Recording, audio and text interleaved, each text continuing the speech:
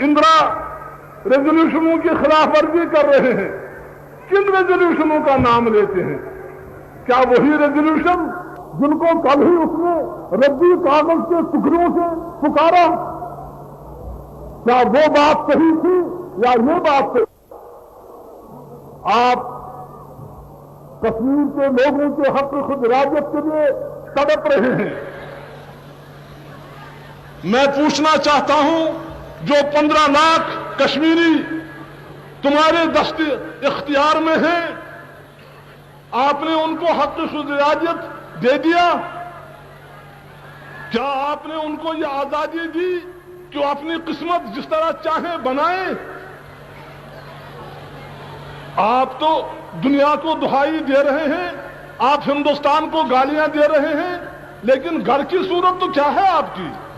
میں تب ہی مانتا کہ تم ایک ایماندار انسان ہو، میں تب ہی مانتا کہ تمہارا قول اور فعل ایک ہے جب تم 15 لاکھ ہمارے بھائیوں کو وہ حق دیتے کہ وہ عزت، آبرو اور آزادی کے ساتھ وہاں زندگی بسر کرتے۔ تب میں سمجھتا کہ ہاں، پاکستان جو کہتا ہے وہ کر کے دکھاتا ہے۔ نہیں، یہ بات نہیں ہے۔ میں جانتا ہوں تمہیں کشمیر کے لوگوں کی ضرورت نہیں ہے، تمہیں کشمیر کے جنگلوں کی ضرورت ہے، تمہیں کشمیر کے پانی کی ضرورت ہے، تمہیں کشمیر کی خوبصورت فضاؤں کی ضرورت ہے۔ تم اسی طرح کشمیر کے ساتھ سلوک کرنا چاہتے ہو جس طرح ماضی میں اور لوگوں نے اس کے ساتھ سلوک کیا اور اس کو اپنا عیش گاہ سمجھا اور کشمیریوں کو وہ عیش عشرت کا سامان سمجھا۔ تم بھی وہی سمجھو گے۔ ہم نے یہ زخم کھائے ہیں، ہم دوست اور دشمن کو پہچانتے ہیں، ہم جانتے ہیں کہ کس کی کیا نیت ہے۔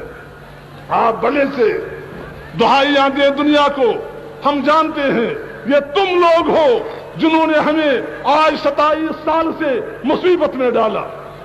تم حملہ نہ کرتے، تم قبائلیوں کو نہ بیچتے، تم یہاں مصیبت نہ ڈالتے، تم ہمارے بھائیوں کا قتل عام یہاں نہ کرتے، تم نے ایک سکھ کو قتل نہیں کیا، تم نے اس سمجھتے نہیں۔ ہم اس اسلام کو سمجھتے ہیں جس نے مظلوموں کو پناہ دی، جس نے گرے ہوئوں کو تھاما، جس نے کبھی بھی انسانیت کو قتل نہیں کیا بلکہ انسانیت کا جھنڈا بلند کیا۔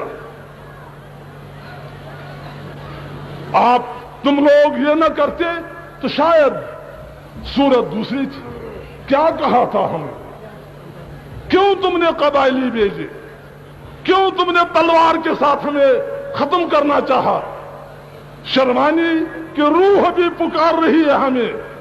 ماسٹر عبدالعزیز جو ہمارا یہ ایک بہت بڑا کارکن مظفر آباد کا تھا، اس کی روح آتما بھی ہمیں پکار رہی ہے۔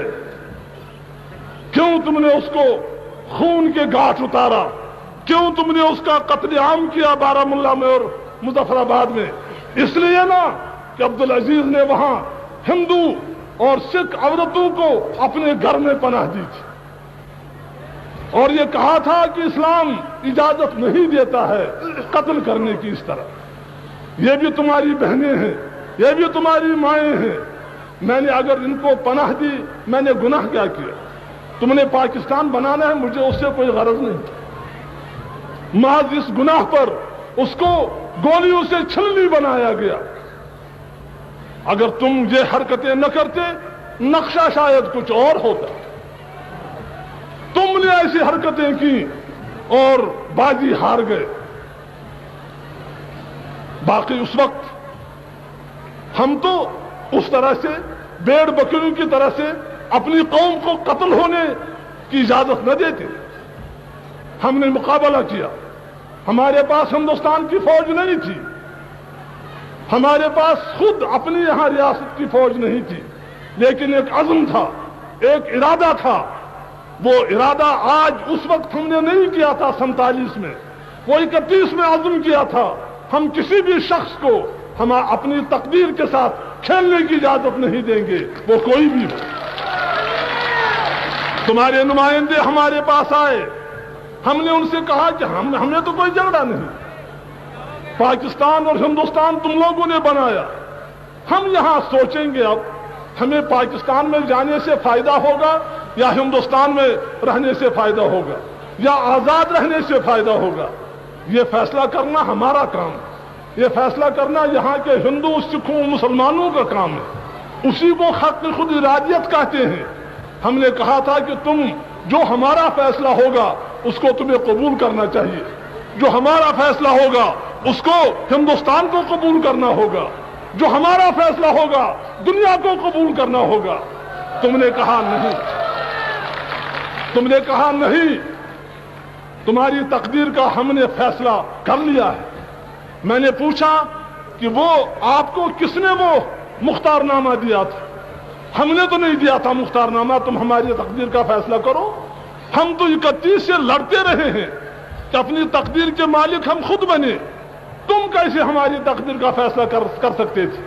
انہوں نے کہا بہرحال ہم نے کیا اور اگر تم نہیں مانتے ہو پھر ہم دوسرا طریقہ اختیار کریں گے.